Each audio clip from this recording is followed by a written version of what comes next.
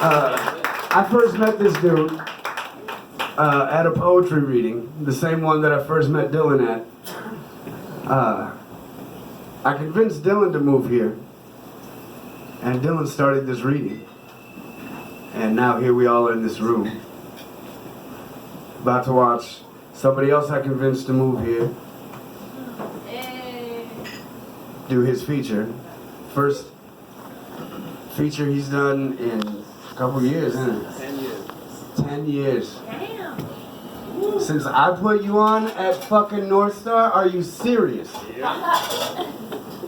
That makes me smile. Look, I talked a little bit earlier about how life, especially like mine, actively has been fucked up. And I have a handful of beautiful reasons why it isn't completely fucked up. And several of them are in this room tonight. And that's a big deal to me. And they're scattered about. And I love that. This person about to come to the stage has saved my life several times. And that is a fully true statement. And even he doesn't know how many times. I'd like to think that I've pulled him out of a few things too. And that we've worked together to improve both our lives and make sure that neither one of us died before today. At least today. And hopefully tomorrow too. This man was the manager of my wedding. Right? He was supposed to be standing there with me, but I needed somebody to make sure everything went good. Right? And there's not a person in the world I trust more to do that than the man about to come to this stage. There's not a person on this planet that I love in quite the way that I love this man. And there is not a person on this planet that I am prouder to introduce than my motherfucking man, William Antony Trix Bruno. What's happening, baby? Say something to the people.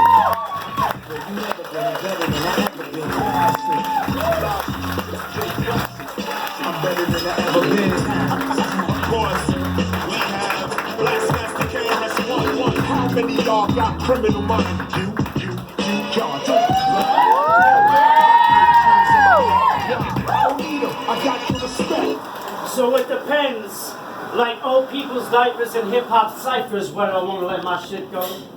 Nights get colder and days get longer, but still I search to be stronger. Push the weight of the world off my shoulder, cause I know that I'm living in a city that doesn't speak. With alleyways that have secrets but will never speak. Broad pavements and middle giants overpowering the landscape of Mother Earth. And I find it's hard to say that everything is gonna be alright. Cause there's choices in our life that aren't right. So why don't the heavens want to hear my cry? Should I stand up and paint the skies with my dreams and goals? I just want to go back to the days of old before I sold my soul and this world got cold. See, I think that every child and man should be told that nothing will be easy. You have to work for whatever you want, and nobody will give you anything.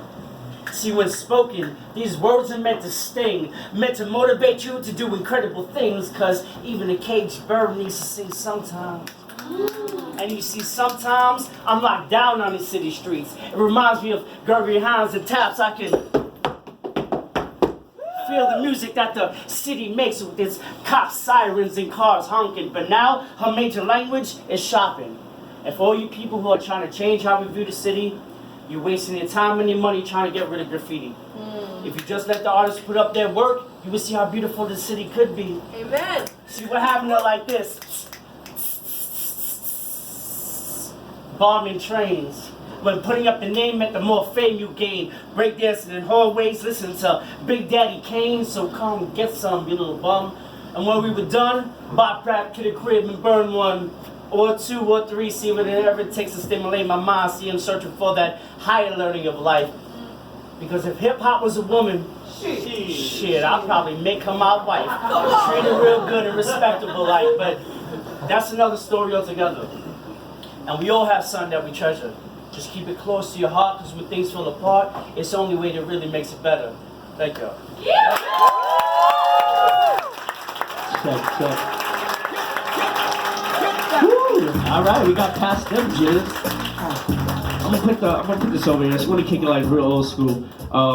My name is Antony Trix Bruno. Trix is the nickname, like the cereal, so don't get it twisted. That's like my favorite cereal. Ain't no trick out here. I'm just saying. Woo! Give it up for Goldilocks. Give it up for yourselves. Heard Humboldt. Thank you. Northtown. This kind of brings you back at home. It's a really good feeling to be out here. So a little brief history about me. I was born February 17th, 1981 in the Bronx, New York. Hey. You know what I'm saying? BX. Through that time, you know, growing up and understanding life, you gotta understand it's a hard time to live growing up in the 80s. I'm a 90s baby though, but growing up in the 80s, you gotta understand especially in New York, you got drugs, broken buildings, shit everywhere. It was a mess.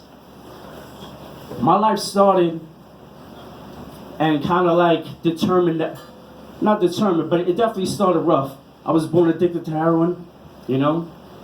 They didn't know I was a premature baby. I could feel like this in the palm of your hand. It was like so little, like, hey. Little Will, hey, good.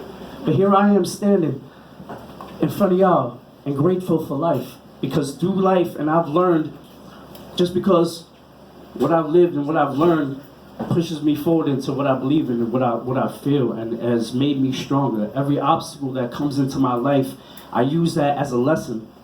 And I say it to this today, you look around to everybody here, embrace that and feel that, understand that lesson.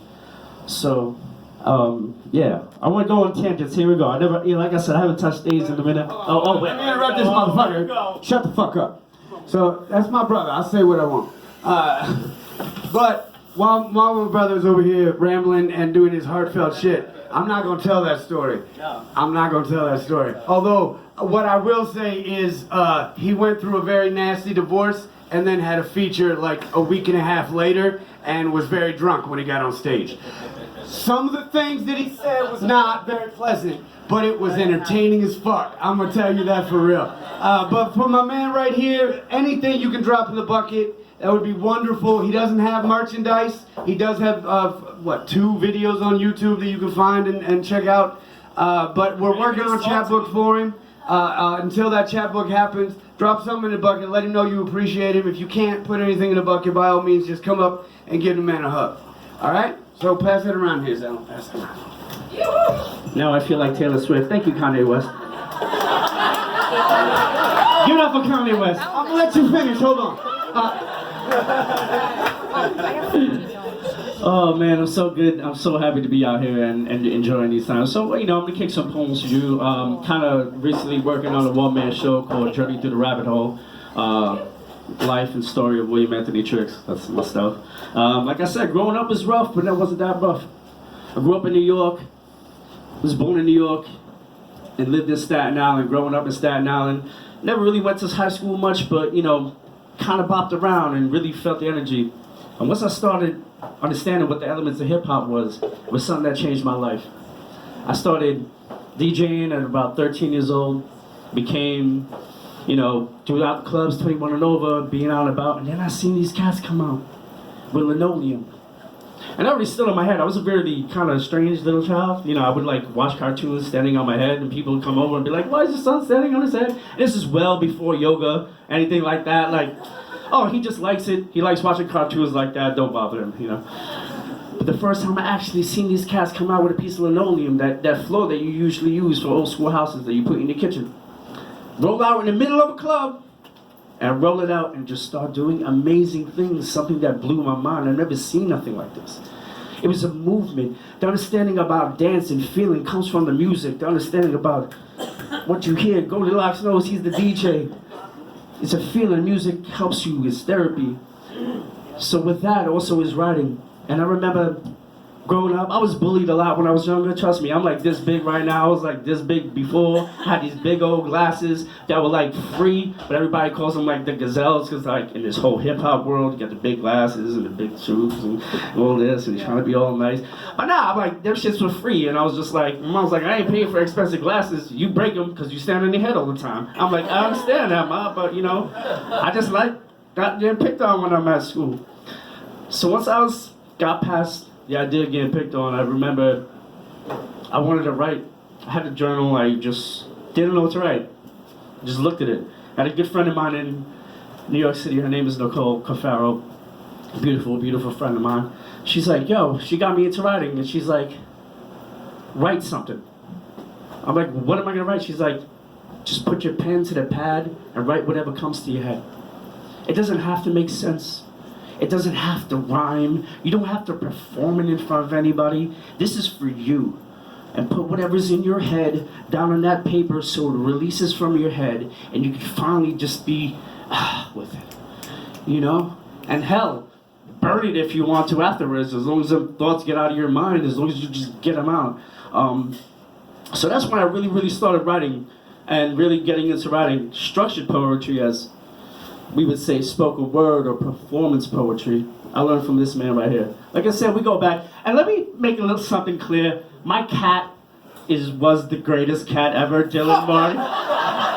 He didn't sit on my lap. He would just chill in the bathroom sometimes. But he was an asshole. He would take your food. I have to agree with that. Just to make that clear, he was still a good cat. He loved Will. Will didn't like him. I didn't. I liked you a little bit. So I remember walking into this place, something like this, coffee shop up in Maine. It was actually called North Star. Not too far from Northtown. Pretty cool. It makes me feel at home, you know? And I see these cats up there doing their thing, and everybody's spitting his poetry and doing these moments, and he's up there screaming and motherfuckers and all kinds of other things that he uses profanity with, and it's fine, because, you know, that's him.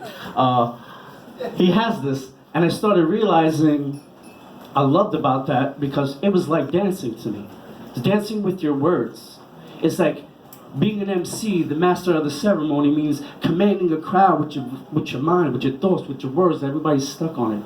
So when you're standing up here, you know, and you're talking, people are listening, and then you have a really good actor behind it, and you know how to move. I was like, yo, I want to do that. That's how I want to do it. I was like, how do I do that? How do I get into it?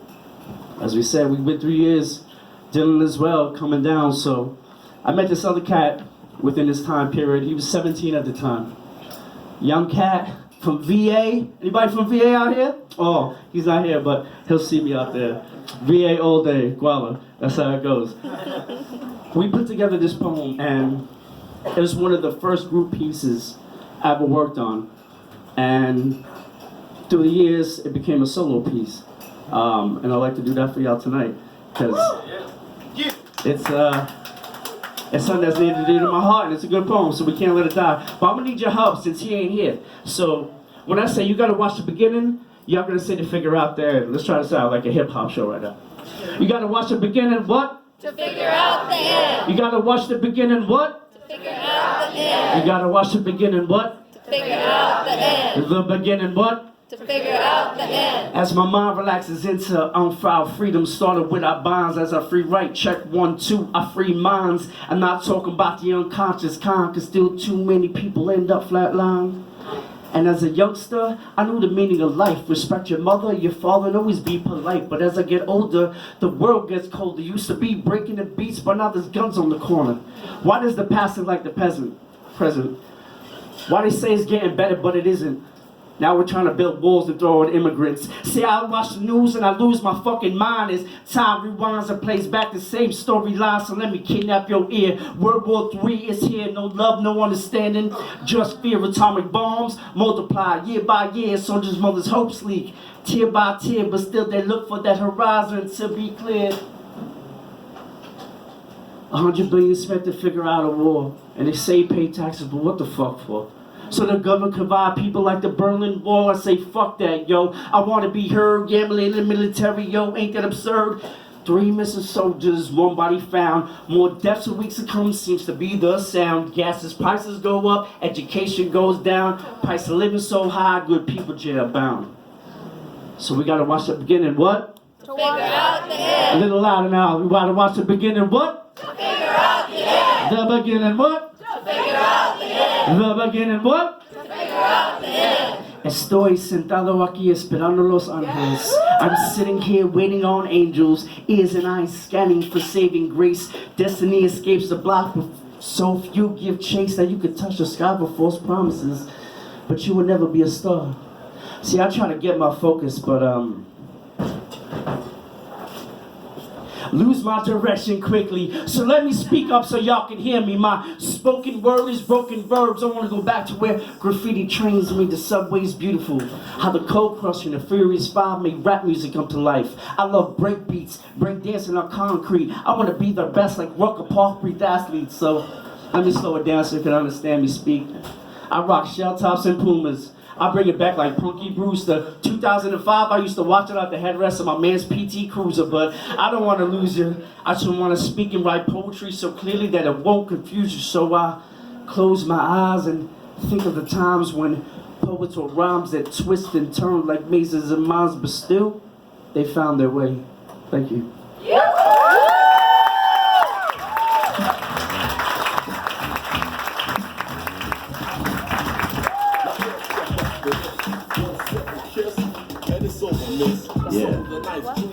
So it's amazing, like once you start writing and get with like-minded people, the more open your mind will be. You know, and people get stuck on television and news. And this next one I kind of titled it like political poetry.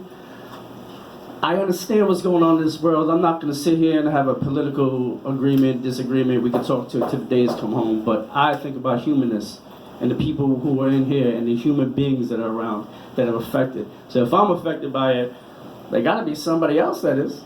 You know, I just try to speak the truth from church, speak from my heart, see what bothers me. So this next poem, like I said, it's one of those moments we're just kicking it in the crib, bouncing ideas back and forth, and here it is, all these things on television and the news. Things are happening, people are here, and we don't know what goes on. So from that, here's this. It's called political poetry.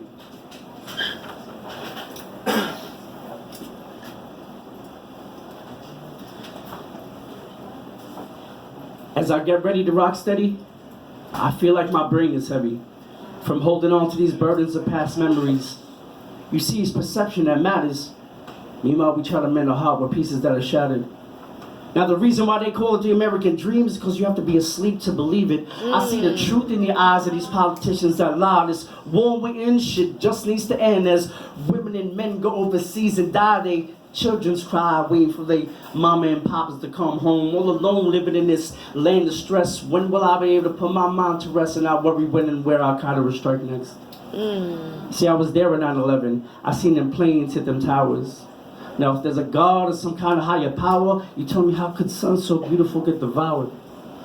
As tears fall from my eyes, it's not a surprise that this war we're in isn't about setting people free or even making money for our economy. It's about greed and the need to succeed no matter what cost or how many lives are lost. So you tell me the war overseas needs to end. You tell me that the government has money for mass destruction but can't fix poverty. They don't have the cure for HIV. This is the kind of shit that bothers me now. I don't want to start talking about FEMA and the things they didn't do for the victims of Katrina. People lost their homes, got raped and murdered in the Superdome. Tell me, what kind of a world do we live in where a 12-year-old girl could get pregnant by a 17-year-old illiterate? Can't read no right, don't know wrong from right. He'll just sit up on the corner selling drugs all night. But see, for me, I want to find a way to show people how to be free. And like Lauren, I want to bring them to the higher plateau. How it used to be when the MCs and DJs together would rock a show. But I don't want you to get lost in translation. It's like a car without transmission, you ain't going nowhere. Go in, poet. I want to do things to you. You won't go anywhere. I need to feed off the nutrients of life because whether wrong or right, I must finish this fight. Bring this world back to one where we could all close our eyes and just have fun and not worry what fool in a party is packing a gun. So right now I need everybody to put their hands in the air and pledge allegiance to freedom and understand that this is the revolution and it's time for us to be heard. Thank you.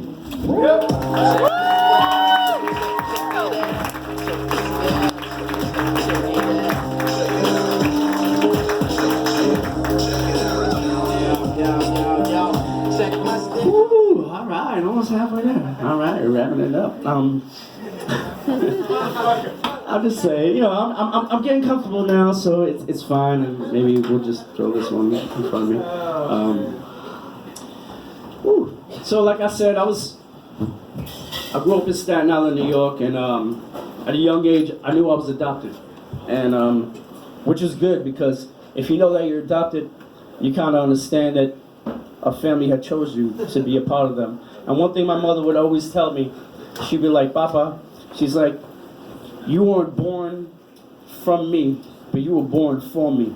Aww. And I realized that, and so this next poem, I'm just gonna put this out there because it's like, there's a couple words in this poem that might hit a little heartstrings, and it's more for information and building on the man's character and to understand that using these words and disrespecting women and being in this idea that because we're men, we got this and we could do this, fuck that. Fuck that. Everybody's equal, but more enough, you look at your partner, you look at your woman, you would treat them as far as your mother, your daughter, whoever, so you don't use these words. And trust me, I ain't no saint. I'm not gonna sit up here and claim that I never said these words. Yo, listen, when it really comes down to it, I've learned, I've matured, I've become older. See, these grades is called distinguished as we get older. You feel me? You know what I'm saying? So with this being said, I know there's a lot of young cats, and like I put this out here because it really means something to my heart. And like I said, if y'all take offense to this in the building, come talk to me. I'm approachable. We can sit down here and talk, you know what I'm saying, and understand where it goes.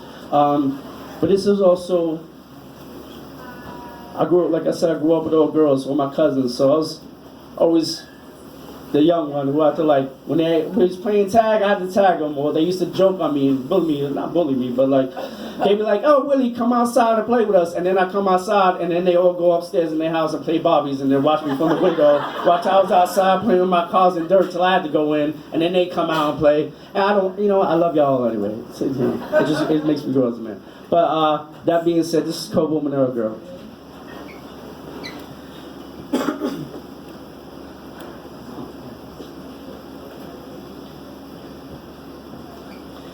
You see, it's a shame that some women think that men only play games, when in fact you and I are the same. You see, I want to be emotionally attached, but every time I want to get to know you, it seems like the more you push back, and every time I want to bring you into my world, there's always some kind of obstacles we have to overcome. Now you might think that I'm dumb, but I know that women love bad boys. What's wrong with me? See, I'm the kind of man who doesn't mind coloring up while we watch Sex in the City, pull out doors for you, open up doors and pull out chairs, but who cares, right? See, that shit's old fashioned. Or what happened to the passion? Is that overrated? Have us men forgotten the beauty in which God has created? See, we need to treat our women like queens, nothing less but the best. You see, Adam gave up his ribs so that Eve can live, planted his seed so she can have his kids and start the human race. But still she throws it in my face.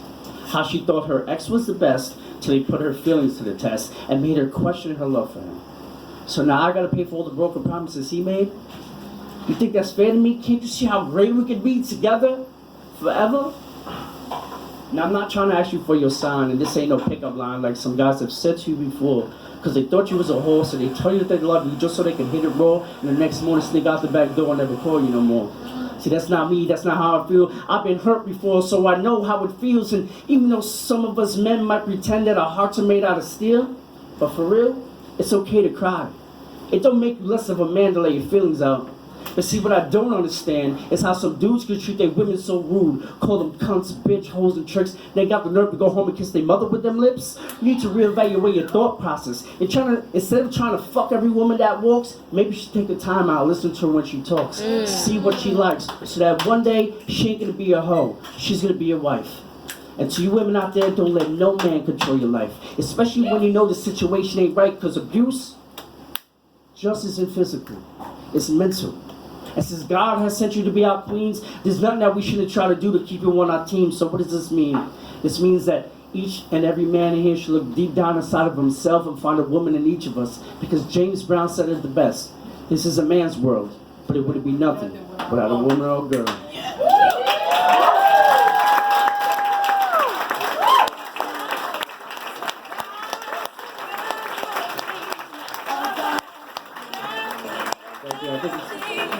I think this should be the last one. Thank you, guys.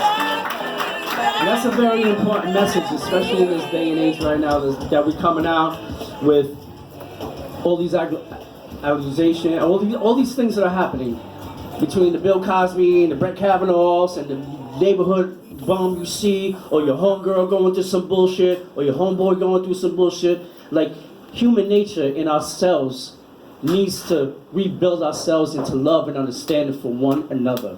So when you look around at each other right now, look around at each other. Look. Say hi, say hey, how you doing? You know what I'm saying? But I love you too. Remember, on this earth, this is just a pod that we live in, right? This is just a pod. I occupy this, no matter what shades of melanin I might be. I just occupy this pod. So make it the best. We all out here. So we're gonna leave on a happy note. Hopefully I'll get through this whole thing. But it's been a pleasure. Thank y'all so much. Everybody out here.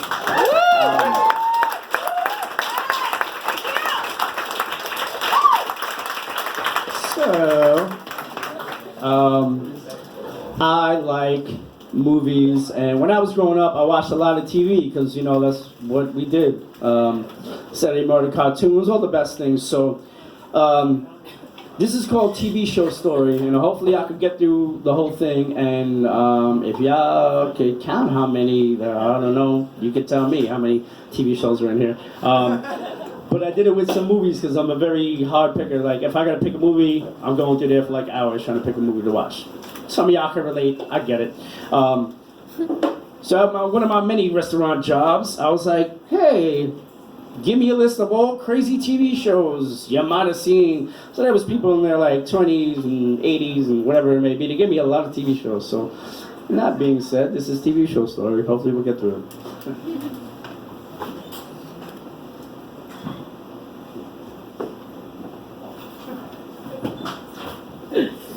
In my so-called life, I dream of Jeannie on Gilligan's Island while Chico and the man wait 48 hours for the Golden Girls to come and eat in Mal's Diner. Hey dude, remember to salute your shorts and family matters, even if you leave it up to Beavers. Flavor of love so you can have sex in the city with friends. Keep it all in the family as a petticoat jumps you pinwheels you to Green Acres, as you can see a little house on the prairie. See, the small wonders of the good times that I have will make a full house. You know what I mean? You got it, dude. See, I don't care what family guy who thinks my name is Earl got any right to call the cops on me. What is this, Miami Vice? I'll just mutate to a Ninja Turtle and kick that Power Ranger's ass. You see, it all started because these desperate housewives had one life to live, got lost in General Hospital because they were all searching for the guiding light and forgot about the real world. It's like that 70s show, you know? Anyway, I had the best week ever when I met the Barkers until they started talking about their surreal life, and all they wanted to do was someone to rescue me. Who wants to be a millionaire anyway? I want to be king of queens and make love to Charlie's Angels. But Kojak will always remind me I'm just a Beverly Hillbilly living in Melrose Place, zip code 90210, and the only thing I could ever fuck is JT Hooker. But damn, I love Lucy, so he might be right though. You see, in happy days, the wheels of fortune be with Sanford and Son and believing that they would be born with silver spoons in their mouths, but really, Tom and Jerry got drawn together on Fantasy Island in Dallas. See, Mork and Minnie had this heart to heart, and they came up with the conclusion that the only way Mr. Ed could be head of the class was if he got saved by the bell in the gong show. But if he didn't, Barney B. Jones and his entourage would put him 6 feet under, and the only thing that would be left would be Tales from the Crypt. Do you remember the Simpsons who used to live on Knott's Landing right up the block from the Brady Bunch? Or was it the Partridge Family? Anyway, Harry Mason's Wonder Woman, Mary Tyler Moore, double dared Seinfeld that he couldn't take on the Dukes of Hazzard in some kind of Fear Factor game. But being a Knight Rider himself, he took that challenge, even if you can't do that on television. Thank y'all very much for Humboldt. Peace and love.